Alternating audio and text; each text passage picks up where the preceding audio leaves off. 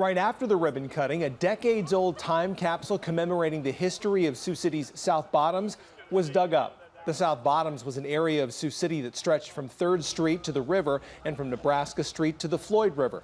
According to the Sioux City Public Museum, many homes in the South Bottoms were destroyed during construction of I-29, and the remaining homes were sacrificed during the construction of the new Floyd River Channel in 1962. In 2012, Joseph Phelps, along with about 30 other former residents of the South Bottoms, put together a time capsule to be dug up in 2025. But former residents decided to dig it up a year early. I grew up on the South Bottoms, and there's just a few of us left. There was probably 35 to 40 people who buried the time capsule, but most of them are gone. A few of us are left, and we unburied it today, and we're enjoying looking through the material. Inside were some pictures and documents. Those will be donated to the Sioux City Public Museum.